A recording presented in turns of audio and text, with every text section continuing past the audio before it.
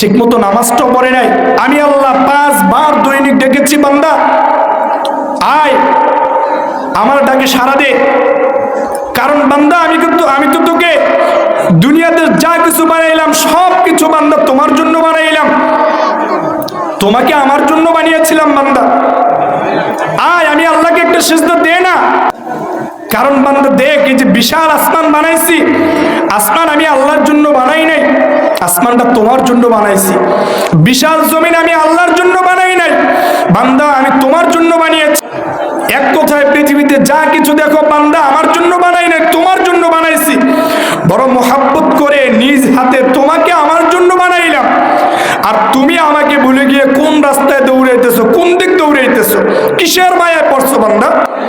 এই যে তোমার সুন্দর বাড়ি, মা বাপ, স্ত্রী পুত্র, এগুলো দেখতেছো তুমি, এরা কেউ তোমার কাজে আসবে।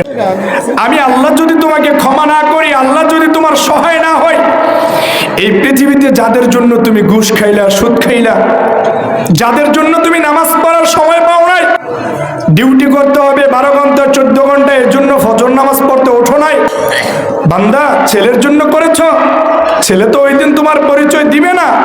স্ত্রীর জন্য করেছ, স্ত্রীও তো পরিচয় দিবে না তোমার। তাহলে কার জন্য করলা? এরা কি তোমার আপন? সাময়িক সময়ের জন্য আপন। বিপদে যখন পড়বা হাসরের ময়দানে, তখন এরা কেউ তোমাকে চিনবে না, আমি মালিক বাদে। এজন্য তোমার ছেলে সন্তান, স্ত্রী পুত্র যা কিছু থাকুক না কেন সব রাখো, সবাইরে দাও, কিন্তু আমি আল্লাহটা আগে প্রাধান্য দাও, আমি আল্লাহকে আগে প্রাধান্য দাও। আমি আল্লাহ তোমার উপর 5 ওয়াক্ত নামাজ মাত্র ফরজ করলাম, 5 ওয়াক্ত নামাজ তুমি 1 থেকে 1.5 ঘন্টা লাগাইয়া পড়ো না, আমি আল্লাহ তোমার যত 24 ঘন্টা আছে সব মিনিটগুলোকে তোমার আমলে পরিণত করে দেবো। সুবহানাল্লাহ।